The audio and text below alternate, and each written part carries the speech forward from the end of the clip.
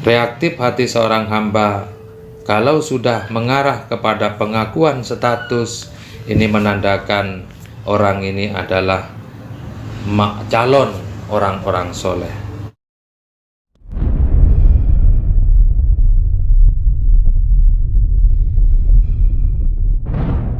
Bismillahirrahmanirrahim. Qala al-musannifu rahimahullahu ta'ala wa nafa'ana bihi wa amaddana bi asrarihi ya man biyadihi maqalitu kullil khairi ya fattah ya alim ya fattah ya alim ya fattah ya alim iftah alaina fathang wariba. Bismillahirrahmanirrahim. Bahadhihi awwalu aqobatin istaqbalathu fi tariqil ibadah wa hiya aqobatul ilmi wal ma'rifah. Memasuki bab yang pertama, kita mengkaji kitab Minhajul Abidin, karena kitab ini oleh Imam Al-Ghazali disetting sedemikian rupa sehingga susunan babnya itu sangat bisa menjaring kepada seorang murid kemudian meningkat menjadi seorang abid. Aqobah yang pertama yang pasti atau yang harus dihadapi dan harus dilalui oleh seorang abid adalah aqobatul ilmi wal ma'rifah. Nah, ini nanti akan dikupas dengan tuntas dan jelas. Kemudian setelah aqobatul ilmi wal ma'rifah dilalui oleh seorang abid, maka akan menjumpai lagi di sana ada aqobatul taubah. Aqobatul taubah ini juga harus dilalui oleh seorang abid. Setelah aqobatul taubah dilalui, maka akan menjumpai aqobah yang ketiga, namanya aqobatul awaid. Dan ini pun harus dilalui oleh seorang abid.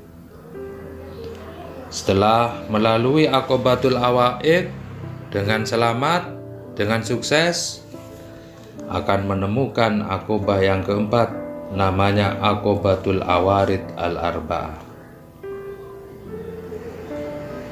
Setelah dilalui aqobatul awarid al-arba'ah, seorang abid akan menjumpai aqobatul bawais. Setelah aqobatul bawais dilalui, akan menjumpai aqobatul qawadih. Setelah aqobatul qawadih dilalui, akan menjumpai, ini aqobah yang terakhir, aqobatul hamdi wa syukri. Kalau 7 aqobah ini dapat dilalui dengan baik, dengan sukses, dengan selamat oleh seorang abid, maka dipastikan dia masuk orang-orang yang wusul sampai kepada ridho Allah Subhanahu wa ta'ala.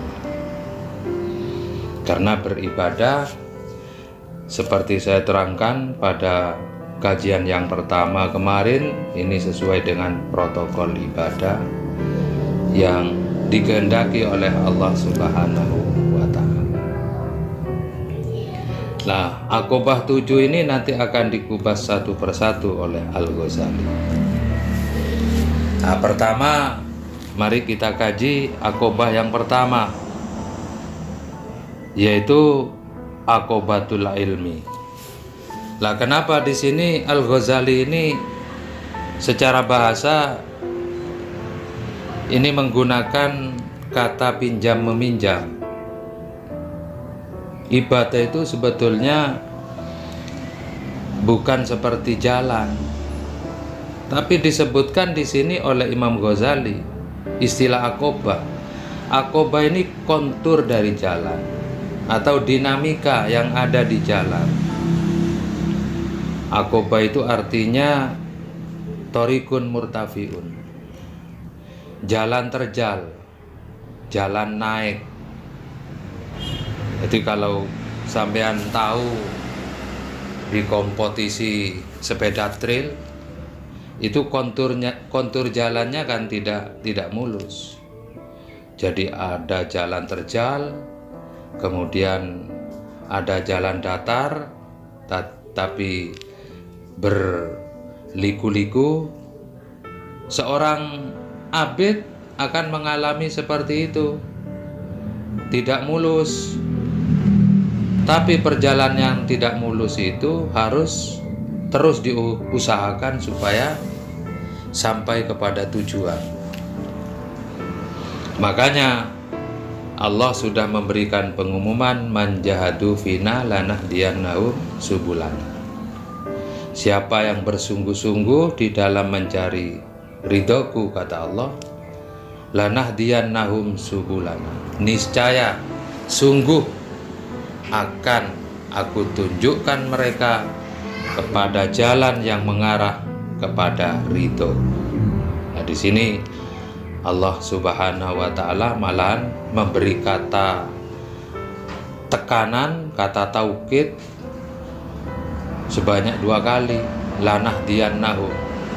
Berarti lam ibtida itu faedahnya taukid, kemudian nun musyaddadah itu juga faedahnya taukid. Siapa yang sungguh-sungguh di dalam mencari ridhoku, maka niscaya sungguh aku akan menunjukkan mereka pada jalan yang mengarah kepada ridhoku. Itu kata Allah Subhanahu wa taala. Jadi menetapkan lafadz aqobah di sini itu kalau dalam ilmu balaghah disebut isti'arah tahyiliyah. Tahyiliyah itu imajinasi. Imajinasi itu hayalan. Jadi ibadah itu kamu hayalkan seperti jalan trail tadi, jalan untuk trail, sepeda trail. Itu hayalan namanya. Kemudian membuang, tidak menyebut at-thoriq di sini. Ini namanya isti'arah makniyah. Makniyah itu metafora, persemon. Jadi khutifat thoriq warumiza min lawazimi. Akan tetapi disebutkan kontur dari jalan, yaitu aqobah. Ini kalau referensi dalam Al-Quran seperti wafid lahuma janahadulli, rendahkan wahai seorang anak menghadapi kedua orang tua, rendahkan janahadulli, sayap kehinaan. Sayap kehinaan, padahal yang diperintah itu tidak bersayap, tapi bahasanya pakai janahadulli, sayap kehinaan. Lah di situ ada lafadz yang dipinjam tapi kemudian dibuang. Apa? To'ir, burung. Kemudian burungnya dibuang, tapi dimetaforakan sesuatu yang pasti ada pada to'ir, yaitu janah. Janah itu sayap. Disebutkan, nah, menyebutkan lafadz janah itu namanya tahyiliyah. Jadi memberi imajinasi kepada mukhotob. Kamu berendah diri di hadapan orang tua itu bagaikan burung yang tidak mengangkat kedua sayapnya. Lah sama seperti aqobah ini kontur jalan. Jadi asalnya kalau dijelaskan al ibadah katorik. Jadi ibadah itu seperti jalan. Wa hudhifa at-thoriq. Kemudian lafadz at-thoriq dibuang. Warumiza min lawazimihi. Kemudian lafadz yang dibuang diisaroi.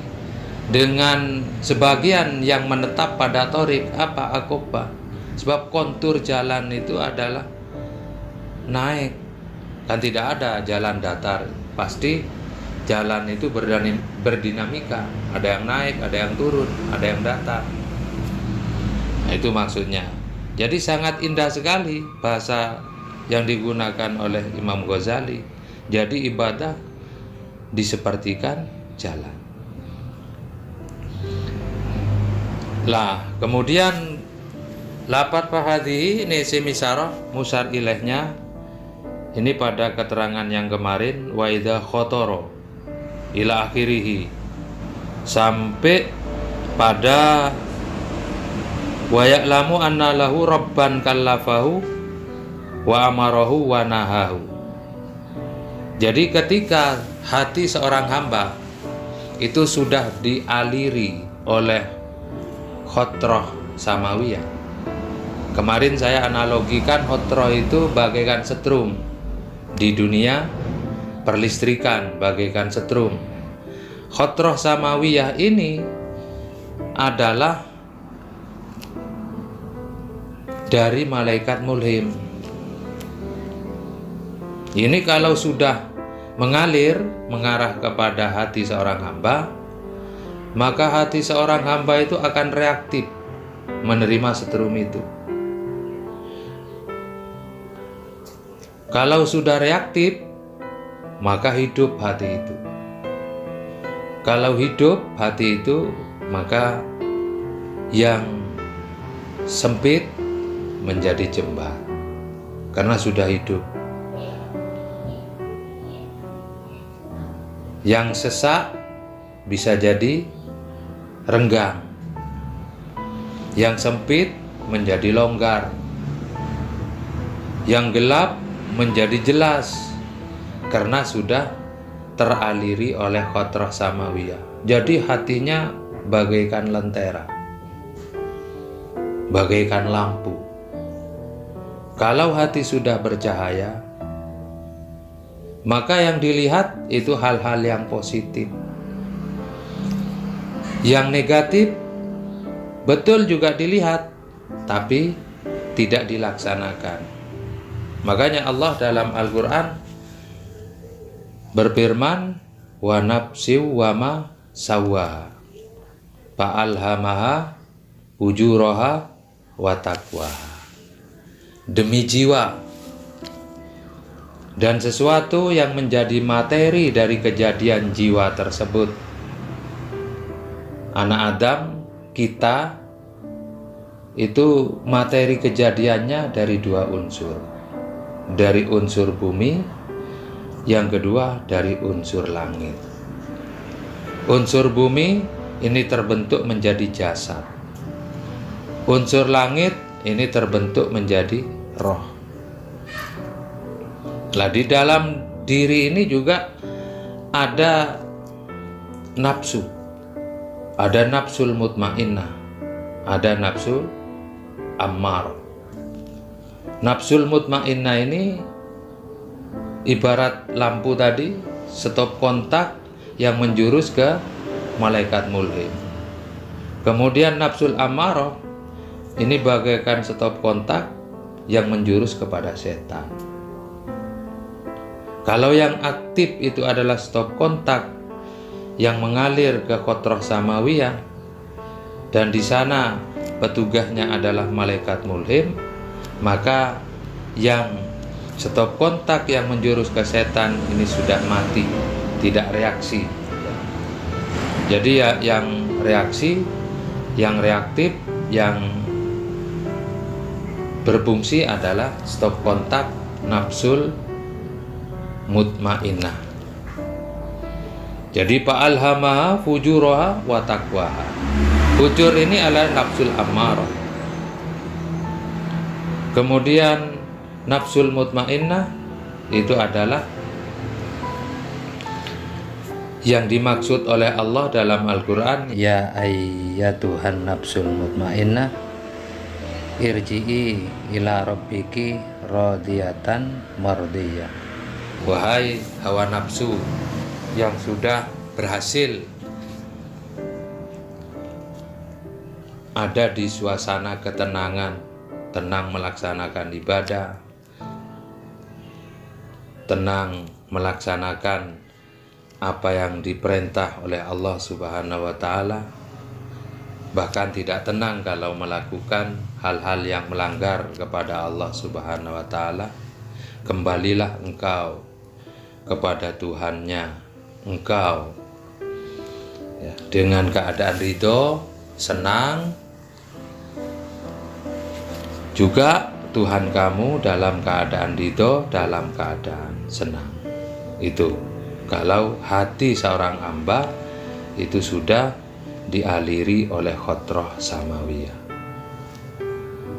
Nah, di sini Imam Ghazali menyatakan apabila hati seorang hamba itu di awal mula itu reaktif pada arah anni ajiduni mun iman biduru bin minan ni'am alayya, ini berarti reaktif daripada hati seorang hamba itu pada suasana pengakuan, dan pengakuan ini pengakuan status yang pernah dilegalkan. Pengakuan ini di hadapan Allah Subhanahu wa Ta'ala ketika seorang hamba ini masih belum jadi manusia di alam arwah. Jadi Allah Subhanahu wa Ta'ala dalam Al-Quran berfirman, wa id akhadha rabbuka mim bani adama min zuhurihim dzurriyyatahum wa ashhadahum ala anfusihim alastu bi rabbikum qalu bala syahidna antakulu yaumal qiyamati inna kunna an hadza ghafilin au taqulu inna ma asyraka abauna min qablu wa kunna dzurriyyatan min qablihim afatuhlikuna bima fa'alal mubtilun. Kata Allah, wahai Nabi Muhammad, ingatlah kamu dan sampaikan kepada umatmu ketika Tuhan kamu mengambil perjanjian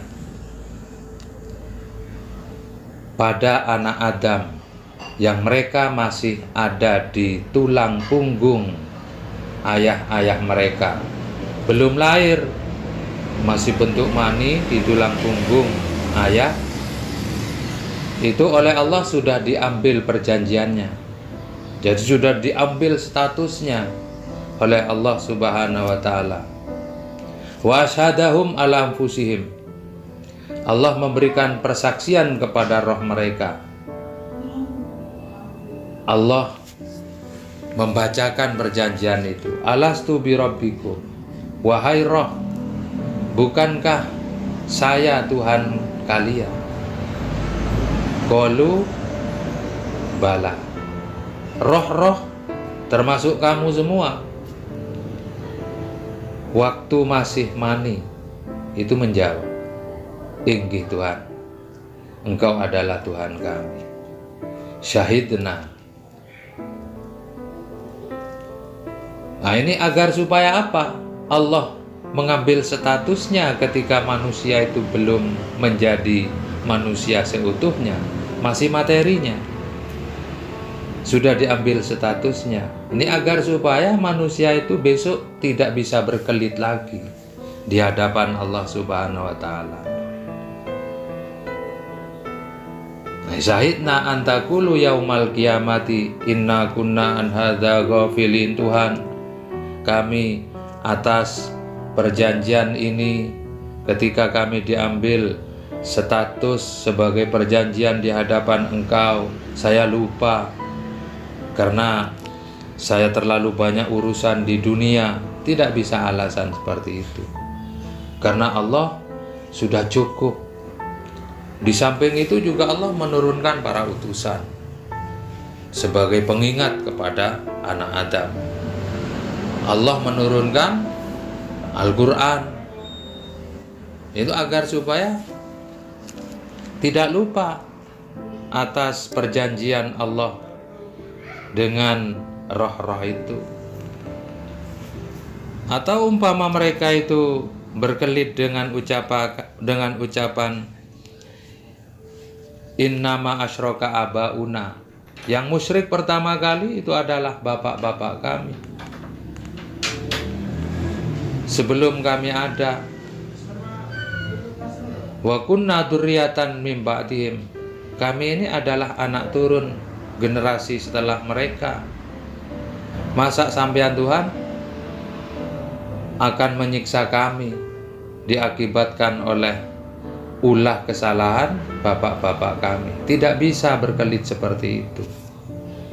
Jadi kata Imam Ghazali ini, reaktif hati seorang hamba kalau sudah mengarah kepada pengakuan status, ini menandakan orang ini adalah calon orang-orang soleh. Ini ajiduni, di sini bahasanya ini ajiduni mun iman biduru bin minan ni'am alayya.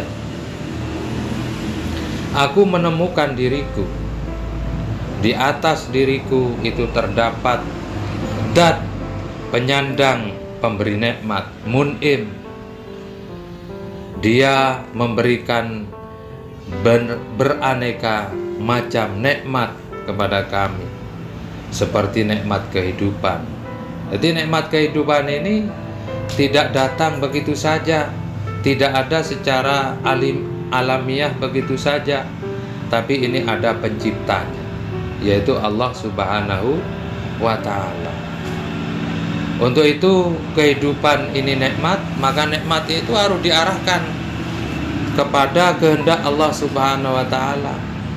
Karena yang dikatakan syukur, kata ulama, sorpun ni'am ilama alladzi huliqat li ajli.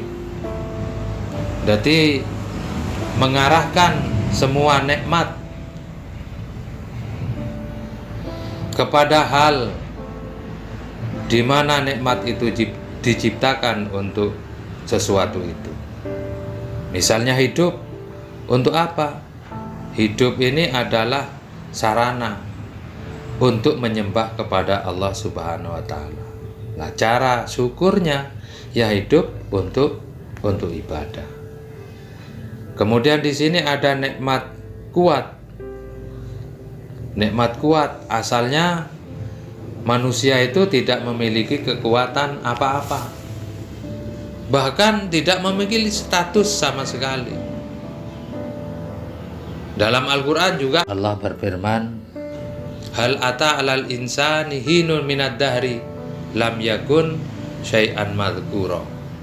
Jadi manusia sebelum wujud menjadi manusia itu asalnya tidak ada apa-apanya. Lam yakun syai'an madhkura, tidak memiliki status apa-apa. Memang belum ada, bahkan masih ada dalam kandungan tanam-tanaman. Jadi manusia itu materinya dari bumi, kemudian bumi itu diserap oleh tanam-tanaman. Min sulalatin min tin, tanaman menyerap sari bumi, kemudian tanaman itu dimakan oleh manusia, kemudian sebagian itu ada yang mengendap menjadi mani. Inilah asal usul materi kejadian manusia.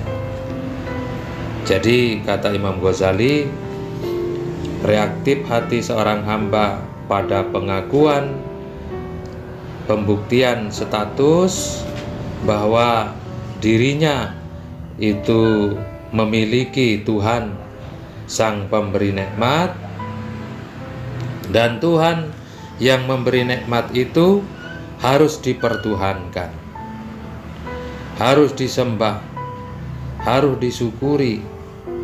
Wa inna lihadini amun iman yutalibuni bisyukrihi wa hikmati.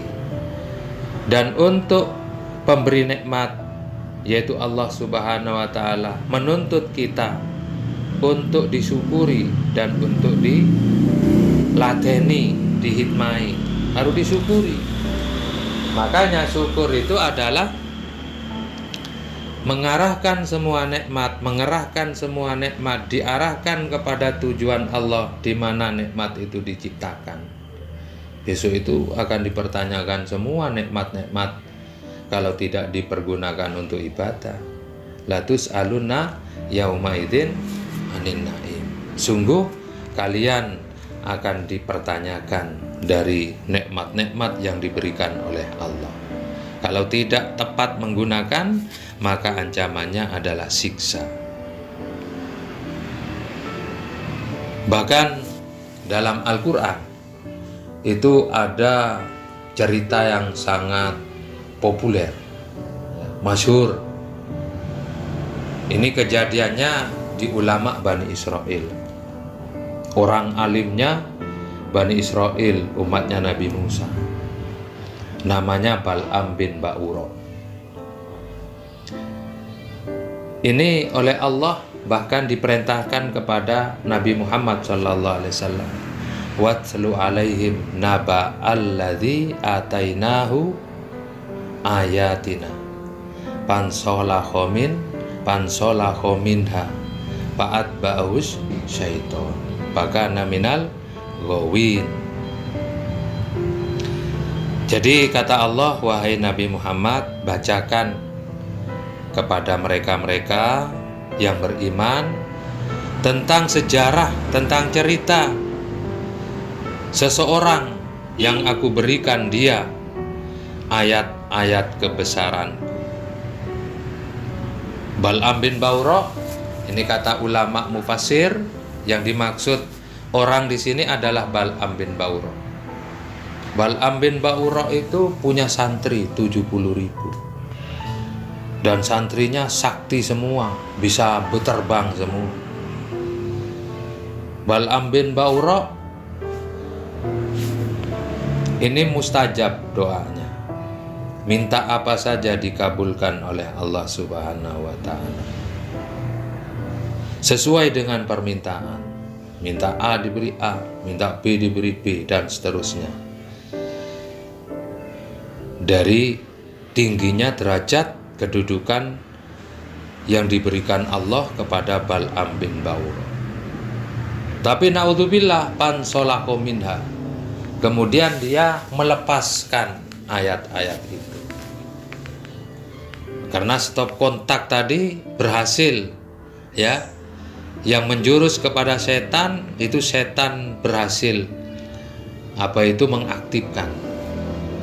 Nah, ini makanya orang itu tidak boleh lengah, harus terus-menerus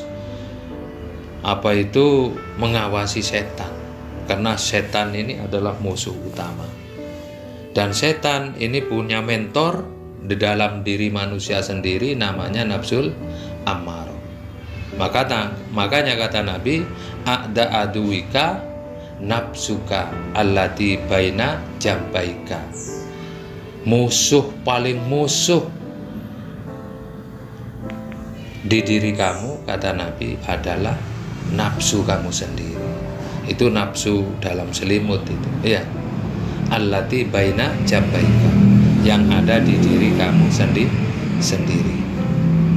Karena kamu kalau lengah, setan langsung mencuri stop kontak itu diaktifkan, sudah seperti Bal'am bin Ba'ura niki pansolahu minha. Jadi melepas ayat-ayat kebesaran Allah. Jadi ibarat ular itu kulitnya dilepas. Fa'at ba'us syaiton, maka kemudian setan menjadikan dia sebagai master, ya, setan pengikutnya. Naudzubillah, Bal'am bin Ba'ura mati kafir. Gara-garanya apa? Karena Bal'am bin Ba'ura niki mustajab doanya. Fir'aun ini minta tolong supaya dia menang bertarung dengan Nabi Musa. Awal-awal tidak mau. Wong Bal'am bin Ba'ura niki waliullah, dimintai tolong supaya Nabi Musa kalah, tidak mau. Berarti bertentangan dengan Allah Subhanahu wa ta'ala, menentang Allah, tidak mau, tidak berani. Satu kali tidak mau, dua kali tidak mau, lah niki politiki Fir'aun lewat belakang.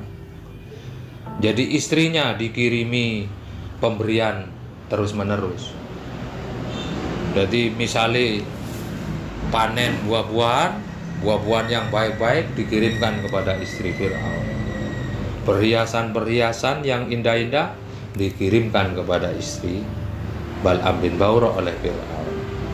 Satu ketika dipintai lagi Bal'am bin Ba'urah doa oleh Fir'aun.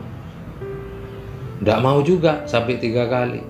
Akhirnya istrinya, Mas sampean minta doa saja kok cek medite. Aku itu kumpul sampai sampean puluhan tahun, nggak tahu enak, ya, nggak tahu dibelikan mas-masan, nggak tahu dibelikan buah-buahan yang enak-enak. Justru orang lain, Fir'aun yang perhatian kepada kita. Sampean wong lanang opo? Ini kata istrinya. Lah, ini jadi setan pinjam tangan istri berhasil. Bal'am bin Ba'urah mendoakan supaya Nabi Musa kalah, supaya Fir'aun menang. Mengangkat tangan, belum satu kalimat doa diucapkan, naudzubillah, mati dengan keadaan lidahnya melelet seperti anjing. Masaluhu kamasalil kalbi intuh mil alaihi yalhas au tatruku yalhas. Itu adalah Bal'am bin Ba'urah. Jadi mudah-mudahan kita pandai bersyukur atas nikmat yang diberikan oleh Allah Subhanahu wa Ta'ala. Makin hari makin pandai bersyukur, sehingga betul-betul masuk pada apa yang dimaksudkan oleh Allah, la in syakartum la azidannakum. Kalau memang kalian bersyukur, la azidannakum, niscaya aku akan memberikan tambahan nikmat itu. Wala in kafartum inna adzabi lasyadid. Sebaliknya kalau kalian kufur, tidak mau syukur, inna adzabi lasyadid, sungguh azabku, siksaku sangat dahsyat, sangat pedih. Ini mungkin pertemuan ini kita cukupkan, pengajian sekian saja, mudah-mudahan menjadi manfaat. Wallahu a'lam bishawab. Wassalamualaikum warahmatullahi wabarakatuh.